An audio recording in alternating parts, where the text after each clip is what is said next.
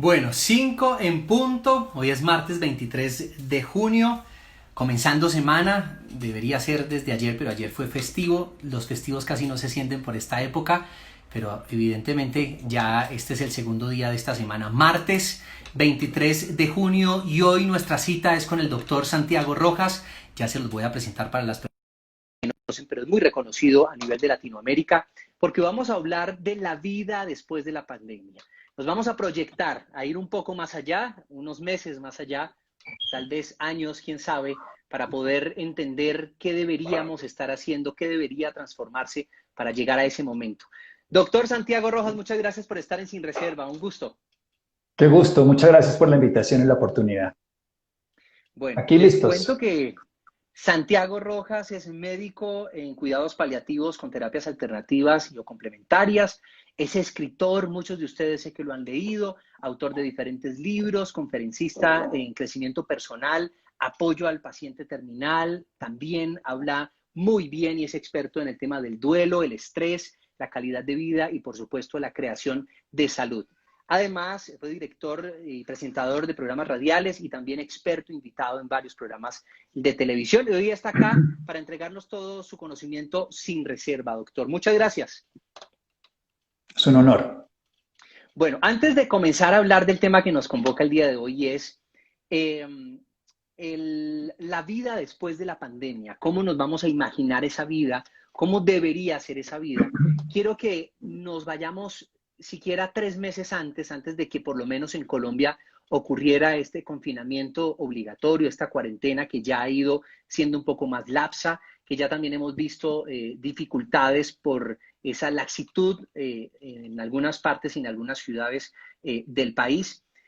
Y quiero que lleguemos hasta ese punto donde, de cero, donde no había pandemia, donde estábamos en una rutina, en una cotidianidad, en una normalidad, si se puede decir así. ¿Qué era lo que estábamos haciendo mal en ese momento? No, yo no creo que haya que mirar qué estábamos haciendo mal. Lo que estoy seguro es que no vamos a poder volver a hacerlo de la misma manera. Porque cuando uno mira lo que es el caos desde el punto de vista de la teoría del caos, unas pequeñas alteraciones, por ejemplo, en el clima, y esto se mide desde el punto de vista estadístico, generan variaciones gigantes. Es la historia de que el aleteo de una mariposa produce un tifón al otro lado de la Tierra. Entonces hubo un movimiento, además fíjese lo interesante, algo microscópico, un virus no se puede, ni siquiera está vivo, que es lo peor, si lo podemos decir desde la perspectiva. Algo que es insignificante, que no podemos ver con el ojo humano y que sí con una tecnología o un microscopio electrónico, ha cambiado completamente la forma de vivir la vida. ¿Y cuál es el error cuando ocurre una cosa de este estilo? Es querer volver a la normalidad, que entre otras cosas la normalidad simplemente es un statu quo de como un acuerdo entre algunos pocos, no entre todos, y que se someten otros más. Esto no solamente hablando de este momento histórico, sino a lo largo de toda la vida. Hay que ver cosas parecidas.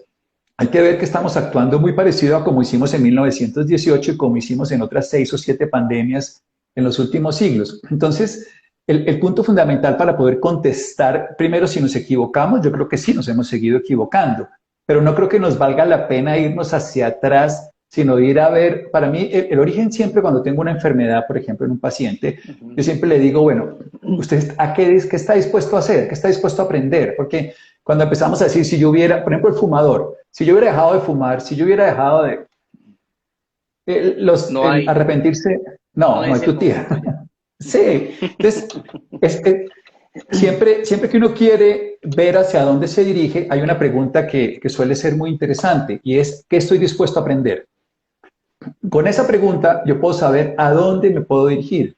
Si yo estoy dispuesto a aprender, puedo modular y modificar el comportamiento que tenía antes. Si no, voy a hacer dos cosas absolutamente claras, o luchar o huir. No puedo hacer otra opción. En cambio, cuando me pongo en qué puedo aprender, entonces me abro a una perspectiva absolutamente infinita. Y esa es la pregunta que uno se puede hacer. O sea, ¿cómo podemos vivir la pandemia? ¿Qué estamos dispuestos a aprender de lo que está pasando? De ahí vamos a vivir una experiencia totalmente diferente. Y eso le ha pasado a la humanidad por las Torres Gemelas, por ejemplo. Las Torres Gemelas es como, o por ejemplo la pandemia, es que hay pandemias que son menos intensas pero igualmente graves, la del VIH-Sida. La del VIH-Sida sigue siendo una pandemia, empezó en la década de los 80 y aún la tenemos, hoy en día sigue causando millones de muertes, sigue generando procesos en muchos países, descontrol. ¿Qué hemos aprendido de eso? Algunos han aprendido, otros no hemos aprendido, no lo sé. Esa es una pregunta para cada uno. Y cuando uno se pone a mirar qué está dispuesto a aprender, a mí me toca irme un poquito más atrás, y es cómo aprende un ser humano, porque si no, estamos dispuestos a aprender. Y entonces podemos, a mí me gusta ver a los niños, porque los niños son los que aprenden. Los niños se van para atrás, si uno mira, ellos ante algo novedoso, saben que no saben, pero hacen algo que es maravilloso. Observan su necesidad o su motivación por aprender y luego lo hacen gracias al reforzamiento. Este es el método de aprender de cualquier ser humano. Vamos a poner el ejemplo simple. Quiere montar en bicicleta, el niño ve la bicicleta y ve lo que significa la bicicleta, pero no sabe cómo hacerlo. Y él se aventura. Yo recuerdo una vez estábamos en un circo, cosa que muy pocas veces fui con mis hijos, porque además hay animales y me parece dramático, pero el payaso dijo, ¿quién quiere meterse en la jaula del león? Y de pronto yo veo a mi hijo y se había ido. Tenía 2 años. Yo, a ver, yo creo, esa es la vida. Tampoco, ¿no? Pero no tenía tampoco No. instinto de supervivencia, y ese es otro factor que quisiera que... Pero porque no veía, sí, eso es bien interesante porque precisamente es lo que está midiendo es la motivación por aprender. A eso es que me refiero, el niño está motivado para aprender. ¿Y por qué a nosotros nos cuesta tanto trabajo aprender? Porque creemos que saben. ¿Cuál es la diferencia entre el niño y el adulto para aprender? El niño sabe que no sabe, el adulto cree que sabe. Entonces, cuando cree que sabe, proyecta su memoria sobre lo que está viendo y ya traduce que lo que va a pasar yo ya lo sé. Entonces no va a pasar nada. Esto va a durar, que eso es lo que ha hecho todo el mundo. A través de sus paradigmas, de sus creencias, entonces creencias. Poco, ¿cierto? Es una proyección de un pasado, es desplegar la memoria histórica, la memoria colectiva, la memoria personal, y ponerla como si fuera un puente y sobre ella voy a caminar. Pero resulta que no le sirve. Por ejemplo, vamos a poner el ejemplo de la medicina. Fíjense que la medicina ha hecho esto y es muy bonito. La medicina se enfrenta a esto y coge teorías medievales. Entonces se va, nos pone a todos, yo no estoy diciendo que estéis de desacuerdo, yo estoy diciendo es cómo lo estamos haciendo, ¿no? Antes de que piensen que yo rechazo, no, yo estoy de acuerdo que hay que hacerlas. Pero nos pone a poner tapabocas, en su época eran máscaras de pájaros porque eran las que contaminaban, nos pone a lavarnos las manos, desde Lister apareció esa teoría, nos pone a distanciamiento porque hay uno contaminante, bien. Luego vamos a remedios antiguos y empezamos a utilizar la cloroquina, luego los corticoides, y luego empieza, y seguimos estando todavía, y vamos a buscar la solución en una vacuna, o sea, reproducimos un sistema y volvemos a enfrentarnos a lo mismo. Este es el esquema que la humanidad hace. Pero un niño no jugaría con esas reglas porque precisamente no sabe, entonces puede empezar desde otra visión. Entonces, ¿a qué estamos dispuestos a aprender? Cualquier cosa. Porque cuando uno está dispuesto a aprender cualquier cosa, encuentra cosas maravillosas. Julio Verne estaba dispuesto a aprender cualquier cosa y se inventó un mundo maravilloso que hoy, salvo el viaje al mundo, al centro de la Tierra, no lo hemos logrado. Veamos a Albert Einstein, él pudo soñar con otra realidad. Veamos Newton, veamos a cualquier personaje. Ellos se abrieron a cualquier posibilidad. ¿Cuándo logramos soluciones? Cuando comprendemos el problema. ¿Y cuándo comprendemos? Cuando salimos de la caja. ¿Y cuándo salimos de la caja? Cuando pensamos como niños. Cuando pensamos no desde el conocimiento, sino desde no saber, estando motivados o necesitados, y desde un reforzamiento que nos da las evidencias. Y esa es la forma de aprender de cualquier cerebro. Ahí cuando dices desde un reforzamiento que nos da las evidencias, es decir, que sí hay que tener unos retrovisores para, como dicen, para no conocer la historia, para no repetirla, pero digamos, la pantalla más grande es precisamente ese, cuando vamos en el carro no son los retrovisores que son muy chiquitos, sino es precisamente ese parabrisas amplio para poder ver la perspectiva hacia dónde vamos. Entonces, yo lo que quiero preguntarte, y creo que lo que te estoy entendiendo es que uno es reaprender. La palabra no es aprender, sino hay que reaprender. O sea, sí, eso que hay un camino. Lo aprendido para reaprender y aplicar las nuevas cosas en donde nos estamos moviendo, porque es que esto, doctor, es desconocido para todos. Usted nos dice que ya hay una historia, y hay una historia en unos libros, y bueno, yo la verdad te tengo que decir, no nos sirve. No he leído esa historia. No, yo sí, pero no importa. Nos sirve para no cometer errores. Okay. Eso nos sirve. Nos sirve como punto de referencia porque el pueblo que no aprende su historia está condenado a repetirla, pero desde el punto de vista práctico no nos sirve para seguir ese camino porque ese camino llegó hasta otro muro, pero podemos para decir no hagamos lo mismo porque no nos sirve. Pero hay una cosa fundamental, un niño aprende porque no sabe porque se motiva. Y nosotros los adultos, como ya tenemos un conocimiento, tenemos es que dudar. La clave para aprender, eso es lo que hace la ciencia. La ciencia construye un modelo basado en la duda, no basado en la certeza, ni basado en la hipótesis de que esto sea real, sino basado en la experimentación y en abrirse y decir, este camino no funcionó. Si no lo hiciéramos así, jugaríamos siempre bajo premisas absolutas y sobre predestinaciones y sobre hechos ya cumplidos. Y así es como funcionamos en las relaciones de pareja. Y así es como repetimos patrones machistas, pero la humanidad nos ha mostrado cosas totalmente diferentes, afortunadamente. Y por ejemplo, si no nos hubiéramos inventado, mire, a usted que de pronto le puede gustar, en el Chicago Tribune hay un artículo cuando se inventa el teléfono Graham Bell. Yo leí ese artículo, pero no lo leí en esa época, por supuesto, soy viejo, pero no tanto. Pero leí una referencia histórica donde alguien dice, qué ridiculez que alguien quiera hablar con otra persona sin verlo. ¿A quién se le puede ocurrir eso? Y fíjese que alguien se inventa el teléfono que cuando lo vemos hoy es indispensable, pero cuando se lo inventaron nadie lo había pensado. Alguien se salió de la caja que podía hablar con alguien que no viera y que tenía sentido y que podía comunicarme después, y después aparecen los teléfonos, los celulares y todo lo que ha ocurrido. O sea, pero ese quién lo construye, aquel que se abre a que eso no es suficiente, reconoce su ignorancia, empieza a dudar de lo que conoce y hace como un niño. Las dos claves para seguir aprendiendo es o motivación o necesidad. Usted se va para Estados Unidos y aprende inglés. Si usted está con la motivación, seguro, pues tiene la necesidad, porque le tocó quedarse en un barrio que no le hablan en español, pues usted se va al barrio Queens en Nueva York y sigue hablando español hasta los 80 años.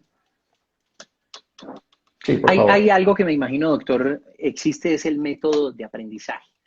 Muchas de las cosas que hemos aprendido han sido o heredadas o son culturales o es costumbre en el lugar en donde vivimos, es decir, es de origen, las culturas, los hábitos, etcétera.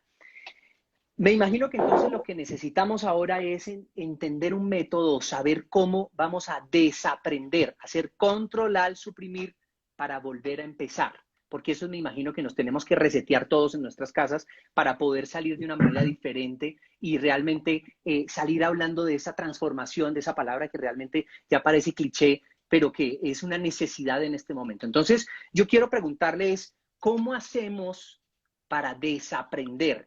Para olvidarnos de lo que nos dijo nuestros padres, que muchas cosas eran positivas, por supuesto, y así hemos vivido, pero también muchas cosas nos han obligado a estar en un estilo de vida de una manera que en este momento en muchos países no le está haciendo bien al mundo. Entonces, ¿cómo realmente hacer controlar, suprimir, resetearnos y volver a comenzar? Hay varias formas. Yo no puedo tener la única ni la más interesante, pero puedo conocer algunas que son útiles con los pacientes. Yo puedo trabajar desde lo pequeño hasta lo grande. Entonces, primero sí, saber dónde estamos. Y hay que ver si este modelo como está y como seguiría, sería sostenible desde todo punto de vista. O sea, nosotros, el modelo que tenemos ahora de vida social no es sostenible. De hecho, las protestas en todo el planeta lo demuestran. No es equitativo. No tiene además una integración. No va sino hacia el caos. Está desarrollando desde el antropoceno una transformación del clima que nos está llevando a un calentamiento global, que si nosotros estamos ahorita viendo el COVID como un problema, la enfermedad del COVID-19, el calentamiento global es, mejor dicho, jugar contra la selección mayor y nosotros estamos jugando contra los inferiores. O sea, no quiero decir que no sea importante esto, ni quiero menospreciar la realidad de la enfermedad, lo que quiero es jugar con una posibilidad de pensar que la primera característica para que nosotros podamos desaprender es abrir la posibilidad de que estamos equivocados en cualquier cosa. Y si abrimos esa posibilidad, entonces ya cabe otra posibilidad. Y es que no existe solo esa opción, sino otra.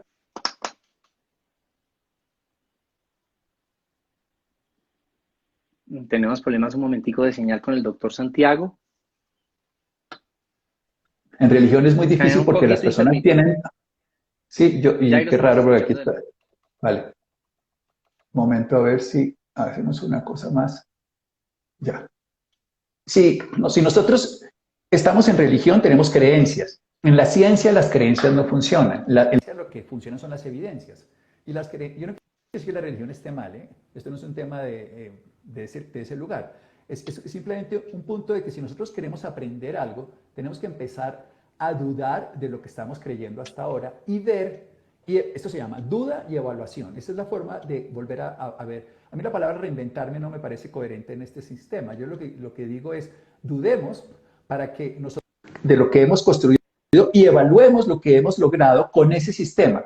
Entonces, si dudamos de que lo que creemos es correcto, de entrada ya partimos de una premisa de que no hay nada absoluto. Y ahora construyamos un nuevo modelo que excluya esto que no nos sirvió porque descubrimos que no funcionó. Si fue que no funcionó, porque podemos haber dudado y descubierto que era más sensato hacer eso que otra cosa. Y construyamos un nuevo modelo que además ahí es donde viene la tercera característica interesante, que es lo del reforzamiento positivo. Y para reforzar positivamente, usted tiene que conocer cómo es la inteligencia de una persona. ¿Qué se llama la inteligencia? Hay muchas definiciones, pero pongámosla sencilla, la capacidad de resolver problemas. Y resulta que hay 9 tipos de inteligencia. Hay un psicólogo, Garner, que nos decía que había 9 tipos de inteligencia, que eso hace que haya que sea, por ejemplo, naturalista. Yo tengo un amigo mío, que es un médico, gran amigo, y él parece un chamán o parece un campesino o parece al mismo tiempo un aborigen, que él camina en las plantas y las conoce, él entiende, pero tiene una energía, se llama inteligencia naturalista. Él es capaz de reconocer esa característica. Hay otros que son lógico-matemáticos, hay otros que son musicales.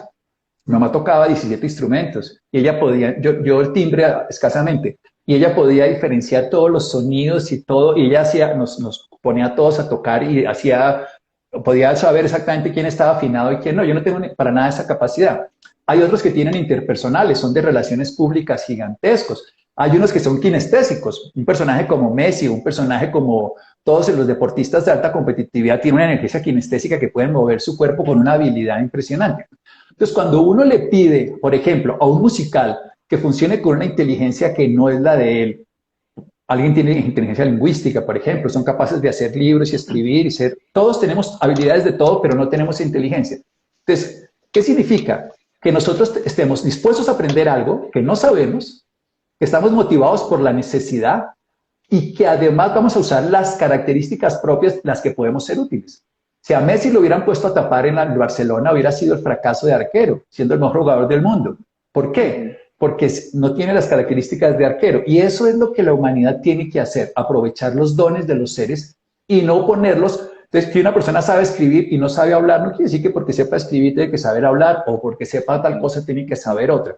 Si eso lo hacemos, entonces ahí viene lo que nosotros llamaríamos en este momento la corresponsabilidad. Somos co-creadores del caos, dejemos de culparnos. A mí me parece que la gran lección que podríamos aprender, y es a la que yo voy a meter mi corazoncito, ojalá quisiera, es quitar toda esa cantidad de barreras y de separatismos que tenemos ideológicos, filosóficos, religiosos, barreras además que ahora, fíjese que a veces pasa que porque las hoy hemos cerrado fronteras hacia el año pasado, aléjate de las personas negativas, este año aléjate de las personas positivas de COVID, y el año entrante aléjate de las personas. A ver, si nosotros somos una humanidad, lo que necesitamos es acercarnos al que sabe distinto, al que lo ve desde otro lugar, al que desde el arte me hace la alegría. ¿Qué haríamos sin los artistas? ¿Qué haríamos sin los matemáticos y los ingenieros? ¿Qué haríamos sin los filósofos intrapersonales? ¿Qué haríamos sin los existencialistas que nos dan una visión del cosmos y de la espiritualidad?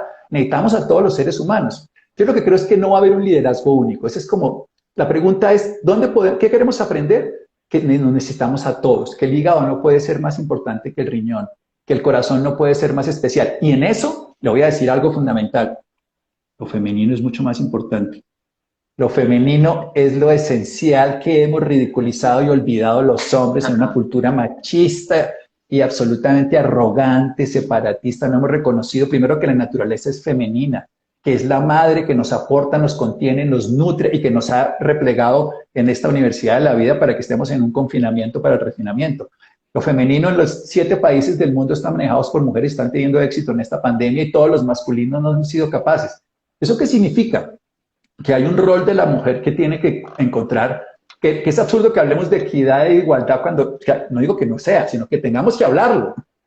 Esto es como cuando usted coge, o racismo, cuando usted coge un huevo, el otro día yo le mostraba a mi hijo un huevo blanco, un huevo marrón y un huevo café, los 3 son igual de huevos por dentro. O sea que la cáscara de nuestra piel nos puede hacer diferentes, los apellidos nos pueden hacer importantes, la nacionalidad nos puede hacer especiales, eso es lo que debemos estar dispuestos a aprender, porque esta es una enfermedad que nos cogió una tormenta a todos en diferentes barcos. Unos están en lanchas, otros están en botes, otros están nadando a capela, por decirlo. Pero para mí, ¿A dónde vamos a llegar? ¿A dónde queremos llegar? Si queremos ser capaces de ver una humanidad una, llegaremos lejos, si no, volveremos a un modelo más refrito del anterior. ¿Qué diferencia hay, doctor, entre las personas que ven en medio de la crisis y del caos oportunidades y los que no la pueden ver? Porque es que también es inevitable, y no solamente estoy hablando del campo financiero, del campo económico, los que están viendo en este momento oportunidades de ganar dinero, de recoger recursos, sino de todo tipo, oportunidades de transformación, oportunidades de cambio. ¿Cuál es esa inteligencia, como usted lo dice, que tienen esas personas que pueden ver esas oportunidades en medio de la crisis? Paradójicamente, las nuevas inteligencias lo pueden hacer, o maravillosamente. El tema es cuando yo, desde mi inteligencia musical, quiero hacer la inteligencia financiera, digámoslo, si no tengo esas habilidades. En las empresas hay de todas las personas y en el planeta. A mí me gusta ver una cosa muy bonita y es el planeta como una sola célula, como un solo organismo. Dentro, digamos, yo veo la Tierra como un barrio del sistema solar que es una ciudad dentro de la galaxia y que es un país dentro del cosmos, así como todo, como somos parte de algo más grande, y ni filosófico ni espiritual, sino biológico. Estamos interactuando con un ecosistema que nos vive y que ellos son más conscientes. Los vegetales, por ejemplo, tienen un Wi-Fi y un Internet satelital entre ellos permanentemente y leen todo lo que ocurre. Las aves saben cómo está el clima, se pueden leer. Nosotros estamos metidos en nuestro pequeño mundo y tan egoístas que no descubrimos al otro. Entonces, si nosotros somos capaces de ver en el otro, si yo soy capaz de saber que José Fernando es una persona que está haciendo lo mismo que yo estoy haciendo en el otro yo, o sea, en otra faceta, lo puedo ver de esta manera. Imagínense que el ser humano tiene 200 tipos de células, pero todas vienen de una célula que es un cigoto, mórula, blástula, bueno, esos son nombres técnicos que van creciendo. Mi mamá y mi papá me dieron, además, a sus papás, por eso en mí hay un hombre y una mujer, por eso yo no puedo rechazar a las mujeres cuando nací amándola y cuando no nací ni racista, ni clasista, ni separatista, nací ser humano, parte de una vida de una madre, pero se me olvidó, a los seres humanos se nos olvida y por eso caemos en ese caos. Cuando nosotros nacemos, nos diferenciamos después biológicamente en 200 tipos de células, trillones de células, pero 200 tipos. La célula del riñón no se parece a la del corazón, pero tiene el mismo genoma. La célula del corazón hace una función distinta a la del páncreas, pero tiene el mismo genoma. ¿Eso qué quiere decir? Que todos son lo mismo, pero son diferentes en su manifestación. Eso somos los humanos. Hay unos de una raza, de un credo, de una filosofía, de un sexo, de una condición, pero somos lo mismo. Si eso lo lográramos ver, veríamos una realidad completamente distinta y ahí trabajaríamos como grupo. ¿Para qué? Para este planeta, para esta realidad. Solo el caos que decían los griegos, porque el caos lo podemos ver desde dos orígenes distintos. El caos desde un origen de desastre o desde el caos que antecede al orden de la creación. Y eso es lo que yo quisiera que viéramos. Ahora, ¿quiénes lo pueden ver? Vuelvo a lo primero, devolvámonos a los niños, los que estén dispuestos a aprender. ¿Quiénes no lo pueden ver? Los que están rechazando la oportunidad de aprender. Entonces solamente quieren volver a un modelo donde se sentían, no sé si bien, pero donde se sentían que era lo conocido. Todo el mundo teme perder lo conocido. Cuando la gente dice que tiene temor a la muerte, que es un tema que yo trabajo mucho, la gente no teme a la muerte, teme a perder lo que es conocido. O sea, no teme a lo desconocido que es la muerte, sino a perder su familia, su empleo, su dinero, su cuerpo. Y cuando estamos en una crisis nos abre a destruirnos como incapacidad o a abrirnos a algo que es muy bello. Y es, no tengo ni idea, pero estoy motivado a aprender. Y soy un niño que desde mi ignorancia, pero Sí. desde ojo, mi fantasía, porque el niño tiene una fantasía. El niño tiene una fantasía que ve eso, que no sabe que es una bicicleta, pero puede avanzar más rápido. Y el niño coge un ratoncito de estos del mouse y hace una nave espacial y hace todo. Yo solamente puedo ver aquí una opción. Esto es un mouse. Para un niño aquí hay 32 opciones. Y ese niño es capaz de construir otra realidad. ¿Quiénes son los grandes ingenieros del futuro, los grandes arquitectos, los grandes músicos? Niños hoy en día. Si los dejamos seguir soñando, van a verlo de una manera muy diferente. Ahora, ¿qué estamos dispuestos a aprender? Esa es la pregunta. Esa es la pregunta que yo me he hecho. Esa es la pregunta que le he hecho a varias personas y que le estoy haciendo ahora a través de usted al grupo. ¿Qué estamos dispuestos a aprender como personas, como nacionalidad, como planeta, como humanidad frente a esto? A mí me encantaría esa palabra que fuera la única que nosotros nos identificáramos. Humanidad.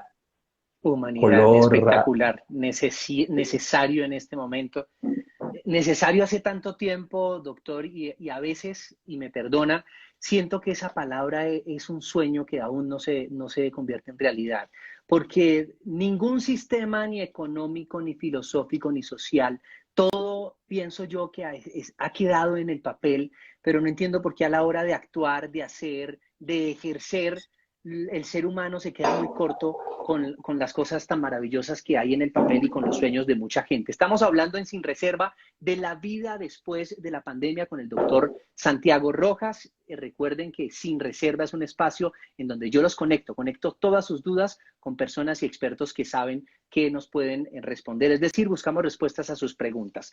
Me imagino que en este momento, doctor, no es lo mismo salir airosos y hablar de humanidad cuando la humanidad tiene cordura, cuando la humanidad no ha sido tan afectada como debe estar siendo afectado en este momento la salud mental. Y es que antes de esta pandemia ya teníamos algunos inconvenientes de salud pública, problemas de salud pública por la misma salud mental de los ciudadanos. Estoy hablando de nuestro país. Las cifras realmente eran preocupantes y aún ahora el problema de violencia intrafamiliar en los hogares en medio de este encierro, pues hemos descubierto que hay, digamos, una gran dificultad para podernos entender, para podernos comprender, para poder convivir.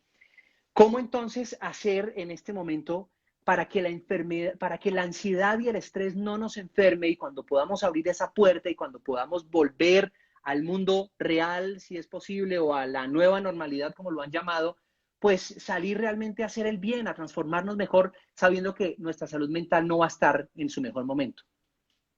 Yo creo que nosotros tenemos que ser coherentes con que lo único que existe no es el COVID. O sea, los problemas de antes no se han solucionado por el COVID y ahora tenemos uno nuevo. O sea, la enfermedad del COVID trajo, para mí lo que hizo fue más bien, así como tuvimos que hacer para ver el virus, un microscopio, estamos viendo bajo lupa muchos problemas, la inequidad, la desigualdad, la incoherencia de todos los sistemas que tenemos. También tenemos una maravilla, la tecnología. Yo creo que la tecnología ha logrado cosas espectaculares que podamos hablar hoy en día. Hoy estábamos hablando, por ejemplo, de que estamos haciendo clases virtuales en este momento a muchos países del mundo. Aquí no sabemos en quién nos está viendo de otros países. O sea, que uno tiene que valorar lo positivo. Pero saber que a la velocidad que ha aumentado la tecnología, la parte de la humanidad no ha ido a la par de eso con ese desarrollo. Nosotros vamos a lograrlo, no lo sé, pero no, vamos a ponerlo ese lenguaje. No quiero ser parte de los que hacen todo para que no se logre, quiero ser parte de los que hacen todo para que se logre, y por eso estoy hablando en estas cosas. ¿A beneficio de qué? De la humanidad. ¿A propósito de qué? De la necesidad y del gusto. ¿Qué vamos a lograr? Yo no sé para dónde vamos. Esta es una pregunta, yo le puedo describir dónde creo que si aprendemos podemos lograr cosas. Yo lo defino. Yo hice un ensayo cuando pasó toda esta historia, por ejemplo, me pregunté esto que le estoy diciendo. ¿Qué quiero aprender? ¿Qué estoy dispuesto? ¿A qué estoy dispuesto? Y cuando me descubrí como el niño que, plan, el que sea, venga a ver qué pasa. Entonces aparecieron estas cosas y han aparecido otras cosas en mi vida totalmente. Ayer le contaba a una amiga que yo estaba haciendo 3 cosas que en la vida pensé que iba a hacer, que fue hacer un live. Hace 3 meses yo no tenía ni estos aparatos para hacer. Otra cosa, yo dicto conferencias hace muchos años y yo siempre dije, yo no hago conferencias en esta forma, yo necesito al público, necesito verle la cara, poder hablar. ¿Qué he editado igual 1000 conferencias con un botoncito aquí rojo enfrente de un computador y me veo yo ahí abajo a destiempo porque sale como 5 segundos. O sea, he tenido que aprender otras cosas y tecnologías y vida y bien y no pasa nada, pero porque estuve Fíjate dispuesto a que aprender. muchas veces, a veces no es solamente disponerse a y decir qué estoy dispuesto a aprender, porque muchas veces uno ni siquiera sabe qué hay para aprender. Entonces uno tiene que buscar para poder saber, esto me interesa. Tiene que tener preguntas a ese aprendizaje para poder que le lleguen buenas respuestas. Algo que eres muy experto y por lo cual te convoqué para hablar de la vida después de la pandemia es porque estamos viviendo un miedo, un pánico, un temor a la muerte. Y acabas de sacar un libro a la luz que habla sobre eso, sobre bienvenida a la muerte, bien pueda siga, hace parte de nuestra vida. Y es paradójico porque es que lo único que tenemos certero, es decir, en este momento tenemos miedo por la incertidumbre, porque no sabemos qué va a pasar, porque no sabemos si en un mes vamos a salir, porque muchos están sin trabajo, porque muchos no tienen que comer mañana. O sea, hay una incertidumbre generalizada, entre ellas el miedo a la muerte, pero como tú lo dices, es lo más certero que tenemos. Entonces, por qué vivir con miedo a la muerte? Yo creo que el miedo tiene que ser diferenciado del miedo biológico que está construido para defender la vida y el miedo psicológico que no es real, porque el miedo psicológico nos está hablando de una hipótesis que no está ocurriendo. El biológico habla solo. Cuando yo tengo miedo biológico, mi cuerpo se prepara para la lucha o la vida, para la supervivencia, y dura un instante y me salva la vida, o perezco, pero funciona de manera automática. En cambio, el miedo psicológico anticipa la pérdida, anticipa el dolor, anticipa el sufrimiento basado en una hipótesis construida en el pasado. El miedo psicológico es el gran enemigo del desarrollo, del progreso, del cambio, de la transformación, del crecimiento. Y nosotros vivimos con miedo. Yo personalmente he trabajado con los pacientes, José Fernando, me encuentro que la gran mayoría de los pacientes terminales no tienen miedo a morirse. Y usted dirá, bueno, pero en ese momento, ¿qué importa? No, es que nosotros podemos aprender de ellos. Podemos aprender que hay una cosa fundamental. Cuando uno tenga miedo, lo primero es no rechazarlo, sino sentirlo, experimentarlo. Porque cuando uno lo rechaza, experimenta el rechazo, que es lo más desagradable de la vida. ¿Usted se ha sentido rechazado? Es horrible.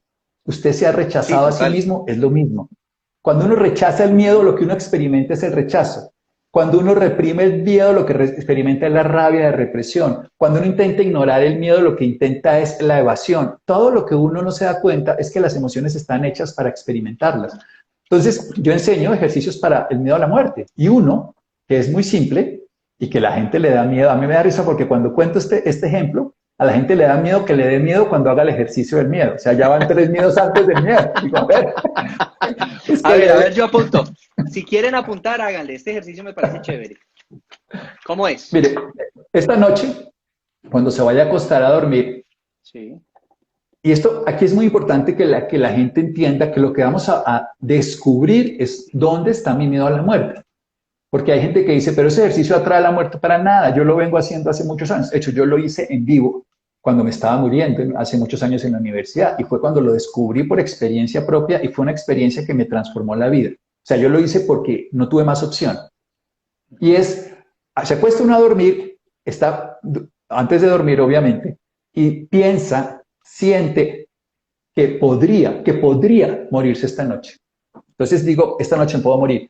Y experimento todas las emociones que puedo llegar a sentir, pero no las rechazo, no las controlo, no las bloqueo, no las modulo, no me digo mentiras de no, no, eso es un juego, no, las experimento. Y al experimentarlas va a ocurrir algo bien interesante, es que nos damos cuenta que son solamente eso, ideas, ideas sin sentido que son como quien dice simple y llanamente fantasías, como en los desiertos que se ven lo que se llaman espejismos. Pero para eso necesito no rechazarla, porque si yo hago el ejercicio y digo, bueno, esta noche me podría morir, no, no, no, eso no es cierto, no es cierto, no. Y si no es cierto o es cierto, ¿qué importa? Yo estoy sabiendo qué es lo que yo experimento cuando me enfrento a esto. No, el día que me vaya a morir lo voy a hacer. Yo no sé si me va a morir esta noche, no sé si me va a morir en este instante, no sé cuándo me va a morir. Pero lo interesante del juego es que uno la primera vez pues le va a costar, pero lo hago varias noches, lo hice, ya digamos, no, lo volví a hacer ahora, hace unos meses que volví a hacer el libro, es evidente que me produce mucho, muy diferente a lo que me produjo las veces que lo hice como en el sitio, pero lo que sí es muy bello, José Fernando, es que uno se levanta por la mañana con unas ganas de vivir, porque se despertó vivo. Usted no tiene sino la vida que no la había reconocido la noche anterior, pero cuando se tuvo la hipótesis de poderse morir, entonces usted se acuesta y la gente dice, me va a dar miedo, ¿ve? Porque por eso digo, cuando hago este ejercicio, y lo ves ya ahorita no sé las respuestas del público, pero generalmente la gente le dice a uno, a mí me da miedo que cuando haga eso me dé miedo. Digo, el que teme por sufrir, sufre por temer. Ya está anticipando el miedo que me va a dar cuando me dé. Oye, entonces ya tengo tres miedos antes. De Ni hecho, siquiera he están llegado diciendo, al qué miedo a la miedo, muerte. no, eso me da miedo, me produce ansiedad, qué miedo, no, eso no, qué pánico. Bueno, me imagino que, Experiméntelo. pero lo que estás diciendo es lo importante es el siguiente paso y es cómo amanezco después de esa sensación de haber muerto. Y es donde yo también, y me imagino que es donde se dice que hay que morir varias veces para volver a empezar el camino. Entonces, es un buen ejercicio, pero también con lo que estoy leyendo acá, que me parece clave, a veces no es el miedo a la muerte, doctor, es el miedo a vivir en medio de este momento, es el miedo a vivir cuando otros hayan muerto, es el miedo a que otras personas mueran y vivir sin esas personas. ¿Cómo hacer? ¿Qué ejercicio existe para evitar el miedo a la vida, el miedo a vivir en medio de esta situación que estamos viviendo? Valga la Nosotros redundancia. Sí, hay una historia que es muy bonita y es que nosotros, lo decía hace un momento, es que nosotros le tenemos temor a perder lo conocido. Y como la vida es lo conocido y cualquier cosa que no podamos controlar, todo lo que uno sufre, esto es bien bello, todo lo que yo espero de algo es el mismo nivel de intensidad que voy a sufrir. Si espero mucho de la vida, de mi familia, de todo, pues ese nivel de sufrimiento que voy a tener, que puede ser desbordado o que puede ser mínimo. Cuando uno le tiene miedo, lo que es más bello es que el miedo no le tiene miedo al miedo. Entonces, cuando yo siento miedo, en lugar de no querer sentir miedo, yo me voy a sentir el miedo. Y ocurre algo que es lo que se llama el fenómeno de la montaña rusa. Dos personas se montan en una montaña rusa paralela, digámoslo así. Para poner un ejemplo, cualquiera de los dos, tiene ganas de experimentar el miedo porque se monta con gusto. Este tiene miedo de tener miedo y rechaza el miedo. Los dos se botan. Este está agarrado a sufrir, este del otro lado está abierto a disfrutar. Se botan los dos, este se baja con ganas de volverse a subir al miedo, este se baja con ganas de no volver en la vida a estar allí. Esa es la gran diferencia. Entonces, cuando sientan miedo, lo único que hay que hacer es ir a sentirlo y experimentarlo y descubrir la fuerza que hay en el miedo y descubrir que si sigo sintiéndolo, pero ojo, no lo puedo rechazar, no lo puedo controlar, porque si lo quiero rechazar voy a sentir el rechazo, libero cortisol para inhibir el miedo y lo único que voy a sentir es el rechazo y sentir rechazo es muy desagradable. Cuando a mí me Pero, rechaza alguien me siento Doc, ofendido. hay cosas que podemos anticipar, como por ejemplo, vaya a sentirlo, montes en una montaña rusa. Yo lo he vivido y cada vez que digo no me vuelvo a montar, cada vez que salgo de ese tipo de atracciones digo no, no lo vuelvo a hacer. Y uno vuelve y cae. Tiempo después uno vuelve y se monta. Porque está ese otro que tú dices que disfrutó y que dice, pues algo debe tener eso que lo atrae a uno. Pero hay algo que no podemos anticipar y es la muerte de un ser querido. Es decir, yo no puedo experimentar en vida qué sería si esta persona ya no vive, qué sería si esta persona ya no me acompaña. Entonces, muchas personas les da miedo seguir viviendo en medio de esta situación y que una persona, cuando termine la pandemia, ya no esté. Pero mire, yo hago esto que es todo lo contrario a lo que seguramente todo el mundo quiere hacer. Si, por ejemplo, yo pienso que mi hijo se puede morir, que me ha pasado, cuando a mí me viene ese pensamiento, yo no lo rechazo, yo lo observo y lo atiendo. Y cuando uno atiende un pensamiento, el pensamiento florece y se desaparece. Cuando yo lo rechazo, mi cerebro, el cerebro es muy fácil de entender, tiene dos funciones que son súper sencillas. Coherencia en el discurso y memoria para ahorrar energía, así funciona. Entonces, si el discurso de mi cerebro yo lo rechazo, lo conflictúo, él, como si yo me entro a unas páginas de internet, de un buscador, cada vez que yo ponga eso me va a volver a salir por actuado. Para el cerebro, si yo interactúo rechazándolo, negándolo, reprimiéndolo, ignorándolo, todas esas cosas que queremos hacer, para el cerebro es importante. Entonces, cada vez que tengo una situación similar, el cerebro es coherente y por gastar menos energía me lo pone de primero. Entonces, cada vez que yo veo un hombre y los hombres todos son malos, voy a pensar eso. Cada vez que veo una persona de ese tipo, de ese color, de esa religión, voy a pensar lo mismo. Porque el cerebro eso optimiza sus recursos. No voy a ponerle miles de posibilidades.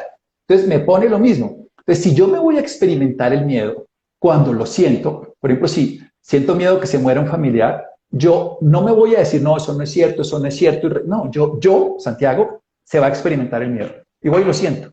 Y lo siento intensamente. Y la gran mayoría de las veces, en instantes, en cuestión de muy pocos segundos, el miedo se desvanece y el miedo no vuelve. No me vuelve a aparecer esa idea en la mente. O las otras veces, cuando el miedo es muy intenso, lo siento y me gano toda la fuerza del miedo, que es fuerza de vida para actuar. Y siento ganas de vivir, siento fuerza para hacer. Cuando yo rechazo, pierdo esa energía que me dan. Cuando yo rechazo, pero cuando las personas se le muere a alguien, vamos a poner el ejemplo, se murió.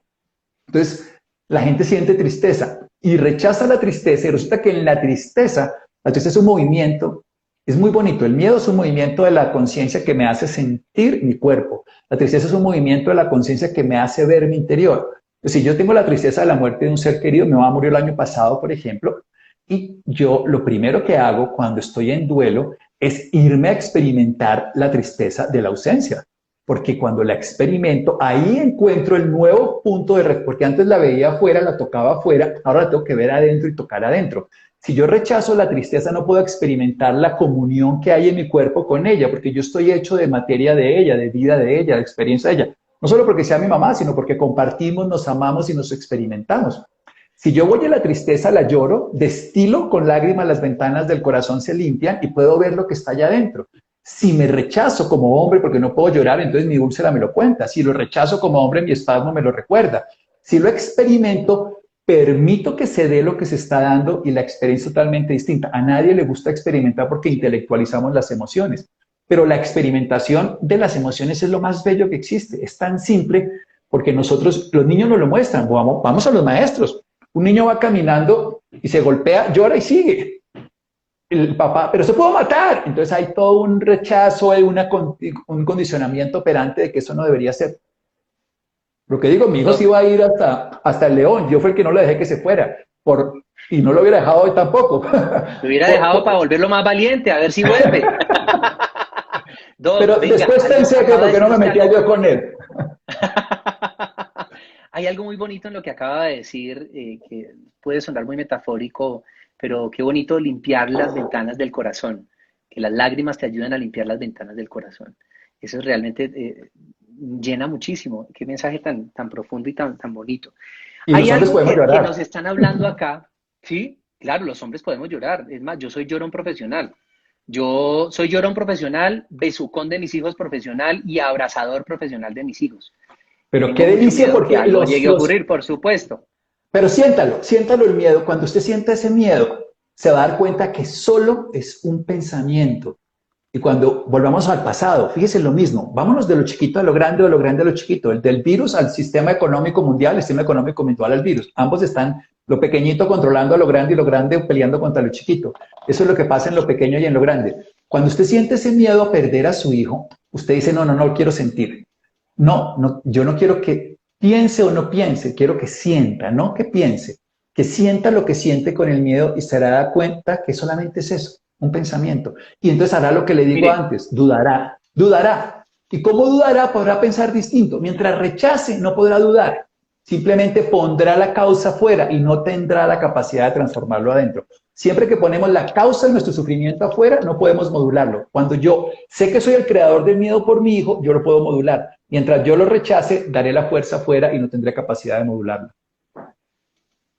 estamos hablando en Sin Reserva de la vida después de la pandemia con el doctor Santiago Rojas, nos ha guiado, ya nos ha entregado muchas herramientas. Me están preguntando que si este live queda en mi perfil, por supuesto, @JoseFDOpatino, para que nos sigan y de lunes a viernes, de martes a viernes, tenemos invitados expertos que nos pueden ayudar a resolver algunas dudas que tenemos. Ya hablaron aquí también de algo muy importante que tenemos que tener en cuenta la vida después de la pandemia. Hablamos de lo tal vez lo más trascendental, lo más fuerte que es la vida, la muerte, bueno, en fin. Y hay que empezar a hablar de los hábitos. Pero antes de hablar de esos hábitos, me parece que hay cositas que cada uno teníamos en nuestra rutina de vida, que para cada uno, dependiendo de lo que, como convivían con eso, eran prioridades o no. Entonces muchas personas le daban una prioridad extrema al deporte, al aire libre, a los conciertos, y para eso era emocionalmente los llenaba demasiado. ¿Qué hacer ahorita? Porque debemos hacer, me imagino, un duelo en medio de esta situación, porque cuando salgamos de nuevo no podemos volver a ese tipo de conciertos. ¿Cómo hacer el duelo, por ejemplo, a la libertad que teníamos y a la libertad que hoy podemos tener? Libertad, digo yo, no solamente la libertad que nos impone el gobierno, la libertad que cada uno se impone para cuidarse, es decir, la libertad de abrazar, la libertad de besar, la libertad de vivir en una vida que ya estábamos acostumbrados. Entonces, ¿cómo hacer para vivir ese duelo y atravesar? Porque ya hablamos del duelo grande, como lo digo, lo trascendental. Ahora, ¿cómo hacerle duelo a esas pequeñas cosas que hacían parte de nuestra vida? Tomando decisiones. La primera acción de la libertad es la decisión. Yo decido seguir una línea de pensamiento, una línea de acción, una línea de movimiento de mi vida. Cuando yo no decido, pierdo la libertad y la capacidad de decidir es algo absolutamente propio de los seres humanos. Decidimos para destruirnos o para construirnos. ¿Cómo se hace un duelo? Un duelo hay que aceptar la realidad. Y eso es lo que más dificultad lleva a cualquier persona. Si mi novia, si mi esposa, si mi novio, el hombre, la mujer, lo que sea, se le va a la otra persona, si yo no acepto eso, voy a seguirle llorando, peleando. Si lo acepto, empiezo el duelo. Y aceptar, ¿cómo lo hago? Expresando, me pongo triste, me pongo bravo, o sea, experimentando las emociones. Yo lo que le digo es, si usted está triste, sienta la tristeza, si está bravo, sienta la rabia. ¿Y qué pasa cuando la siente auténticamente? Eso se transforma, eso se modula, eso se regula, eso se vuelve una realidad completamente distinta, se experimenta. Ya le digo que si tengo miedo por mi hijo, yo siento el miedo. Yo digo, no me da miedo, claro que me da miedo. Pero ¿qué hago con el miedo? ¿Cuál es la diferencia entre un coraje, una persona que tiene coraje y se llama valiente y una persona que tiene coraje y se llama, en este caso, miedoso o cobarde? Entonces, lo que hace el que tiene miedo y es cobarde, el coraje lo vuelve en contra de sí mismo y huye o rechaza cualquier opción. Y el que tiene miedo y es valiente usa ese mismo coraje como fuerza para actuar. Es la misma capacidad, es la misma fuerza, solo que uno deja que lo use, otra la usa para lo que quiere hacer. Si yo hago los duelos, hay varios estudios que demuestran que las personas que experimentan los duelos además son los que mejor les va.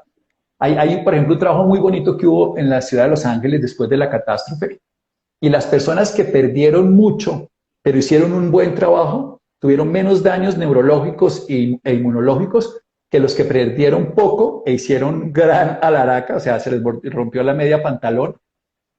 Y los que perdieron mucho y no hicieron ningún tipo de experiencia de transformación también se enfermaron. O sea, los que sobredimensionaron cualquier...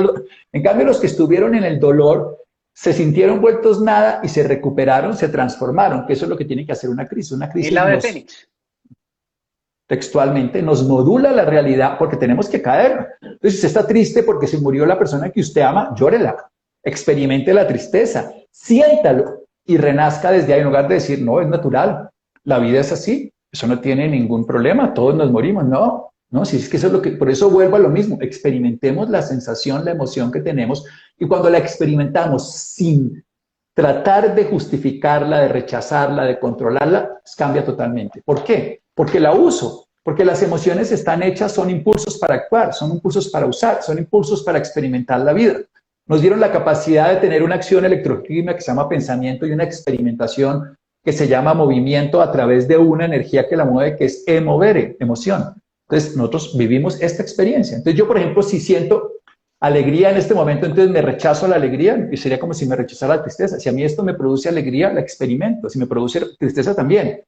No me la voy a negar. Eso es hacer un duelo. Hacer un duelo es aceptar que se perdió, experimentar las emociones asociadas, aprender a vivir sin lo perdido y volverse a motivar a la vida de los vivos con la enseñanza aprendida, con el aprendizaje de la experiencia. Eso es un duelo.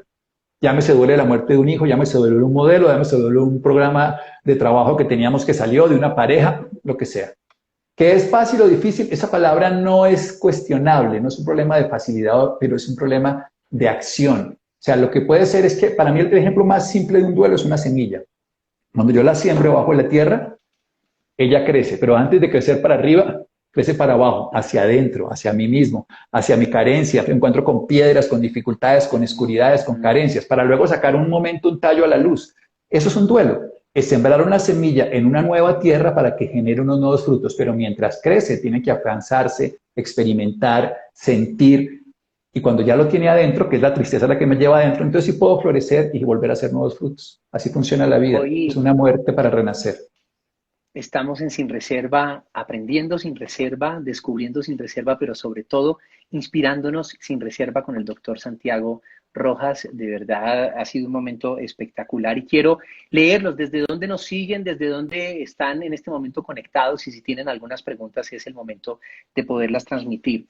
Eh, Hay algo complejo, doctor, y es, bueno, pongámonos en ese momento en donde ya muchos han salido, esta es simplemente una metáfora, en donde, listo, todo está, la pandemia, todos estamos vacunados y volvemos a abrir la puerta y a salir. ¿Con qué herramientas deberíamos y qué necesitamos para estar a la altura de la exigencia que nos está haciendo el planeta, como ya empezamos y hablamos al principio? En este momento estamos siendo inviables, insostenibles como especie. Entonces, ¿qué necesitamos para que cada uno, y si esto además lo necesitan también los líderes de cada país, porque creo que nada se hace si esos líderes abren la puerta y no pasa nada, y el resto de la humanidad abre la puerta y sí sale transformado de este momento? Entonces, ¿cuáles son las herramientas que necesitamos para empezar a caminar juntos? Yo creo que compartir y correctar relaciones. Este es un trabajo de cooperación entre todos. Es un trabajo de una humanidad, una que tiene que transformarse en equipo. que no hay más importantes porque sean líderes de derecha, de izquierda, de centro, de lo que sea, no importa. Yo creo que nosotros tenemos una oportunidad única y feliz de hacer como la famosa palabra de la metamorfosis, de transformarnos en este capullo que es nuestra casa y de salir con alas de diferente a como nos arrastrábamos antes como orugas, gusanos. ¿Cómo lo logramos? Básicamente dispuestos a aprender cualquier cosa y dispuestos a algo que para mí es muy sencillo en el duelo y es lo más importante en un duelo. La gente cuando pierde una pareja piensa que perdió a la pareja y la primera pregunta que uno tiene que hacer en un duelo es ¿qué fue lo que yo perdí? Y uno nunca perdió al otro, uno perdió el bienestar que tenía con el otro. Entonces, ¿qué es lo que yo perdí de esta pandemia? ¿Y qué es lo que estoy dispuesto a hacer para recuperar? No los hechos, los materiales, y la gente, es que esa pregunta es capciosa, porque ¿qué es lo que yo perdí? Lo que yo voy a decir es que perdí la libertad. No, tengo una libertad de decidir lo que quiero hacer, pero puedo perder los modos operantes de Andrew, que no perdí la vida, perdí lo que se llama el ambiente vida. Entonces, cuando yo sé qué es lo que perdí, si yo, por ejemplo, perdí una relación de pareja y lo que quiero es recuperar una relación de pareja, pues no perdí ni gané nada porque ni me di cuenta, sino perdí muchas más cosas que tenía allí. Esas son las que voy a buscar recuperar. Lo mismo la humanidad. ¿Qué es lo que hemos perdido como humanidad? Pero ahí es donde tenemos que hacer lo que se llamaría un modelo de desarrollo sostenible, que ya no sé, a mí me gusta pensar siempre en 30 años. Me parece muy poquito pensar en 3 meses, que es lo que hace la humanidad. Si yo pienso en 30 años, yo me puedo devolver para construir estos 3 meses, pero si pienso en 30 días, no soy capaz de ver para más allá. Entonces uno se sitúa en el presente, se da cuenta de lo que le decía, dudo de lo que creo, dudo de mi sistema, me vuelvo ignorante y digo, ¿qué puedo aprender de esto? Y me veo 30 años en algo y luego me devuelvo. Y terminé haciendo estas cosas. Y luego me devuelvo para acá, para ver qué puedo haber hecho para que realmente eso que estaba pensando. Entonces, y la pregunta que uno se tiene que hacer, ¿estoy dispuesto a convertirme en esa persona que yo espero que exista en la nueva humanidad, en la nueva después de pandemia? ¿Estoy dispuesto? Si estoy dispuesto, pues conviértame. En lugar de estar esperando que sea el gobierno solo o que sea mi vecina o mi esposa la que tiene que hacer eso, porque si mi esposa no cambia, yo no cambio, si mis papás no hubieran hecho, yo no sería así, si el gobierno... Yo no digo que eso no sea cierto, pero es que eso yo no lo puedo modular, yo esto sí. Es lo que digo cuando digo que yo rechazo una emoción, le quito el poder al que la vive de transformarla. Cuando yo tengo la experiencia, yo soy el único que la puedo transformar cuando yo asumo que es mía. Cuando yo asumo la rabia que me da cuando me dicen alguna cosa ofensiva, cuando yo asumo que la rabia es mía, yo ya no le doy poder al otro que me siga ofendiendo, porque al asumir la rabia, asumo sus efectos y sus creaciones, me puedo tranquilizar. Pero si le doy el poder al otro, seguiré peleándolo, insultándolo y le seguiré dando el poder de que él me siga ofendiendo. Ese es el punto. Asumamos el reto de convertirnos en aquellas personas que queremos que algún día sea la humanidad. Ese es el reto. Doc, hay algo muy importante y lo vimos por lo menos en el día sin IVA, el día de la madre, el día del padre. Y es que, claro, podemos tener la libertad de decidir si me cuido o no, si me pongo tapabocas o no. Pues eso digamos que en últimas es ínfimo. El problema es el daño que le podemos hacer al otro. Entonces, el gran inconveniente que estamos teniendo y lo estamos viendo, que ya deberíamos habernos transformado, por lo menos tener conciencia en este momento que estamos viviendo, es mínimamente unos mínimos de protección, de autocuidado para protegernos como comunidad. Entonces, otro de los grandes retos es cómo vamos a convivir, cómo va a ser esa cultura ciudadana una vez podamos salir de nuestros hogares a esa nueva normalidad. Nosotros necesitamos entender que si somos una nueva humanidad, yo me cuido para cuidarte, yo te cuido para cuidarme. Ese tiene que ser no un eslogan de esta pandemia, sino un estilo de vida. Hay una que Shalaken, eso lo dijeron los aborígenes, no de Santiago Rojas. Yo soy tú eres yo, somos lo mismo. Saber que me reconozco a través de una persona que está al frente, pero que estamos siendo humanidad, que es una célula del riñón y yo soy del corazón, pulmón, cerebro, no importa, pero que somos de un mismo organismo que se llama Tierra. Cuando yo me veo como una célula del mismo organismo que aquel que considero que es distinto a mí, pues porque lo puede ser en la apariencia, pero en su esencia el genoma es el mismo, puedo pensar distinto, pero no puedo creer que yo voy a transformar mis intereses egoístas de una manera adecuada sin pensar que eso es un cubo de Rubik, de hacerle efecto a los demás. Y la primera cuestión, vuelvo a lo femenino, la naturaleza es femenina.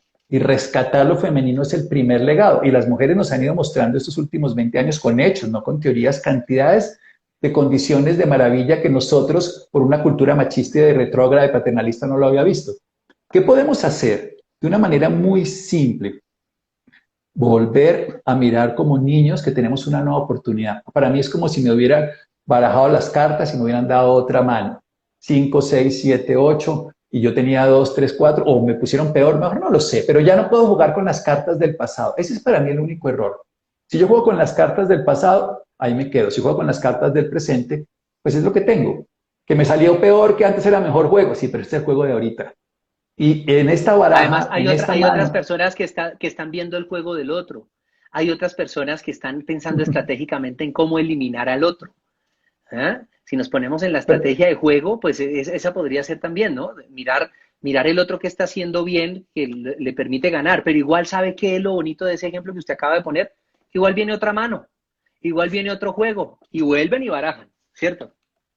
la vida vuelve y nos baraja y nos va a ir cambiando. Es la famosa teoría del caos de que esos pequeños movimientos en las condiciones climáticas pueden generar unas grandes transformaciones a mediano y a largo plazo, con cambios mínimos. Y es que hay que ver, una cosa microscópica que es un virus invisible moduló y paralizó todo el sistema del planeta. O sea que no es algo pequeño, no es algo insignificante. Insignificante por despreciable para nosotros, ni siquiera es vivo, es una entidad que no sabemos si está viva, pero nos moduló todo el ambiente vida de la humanidad. Y esto va a seguir. Supongamos 2 años, supongamos que llega la vacuna, supongamos que todo. Si estamos dispuestos a aprender hoy, tendremos una nueva humanidad. Si no estamos dispuestos a aprender hoy, tenemos un caos desde el punto de vista ya no de los griegos de la anticipación del orden, sino un mundo todavía más desigual, pero eso no va a pasar, ¿sabe?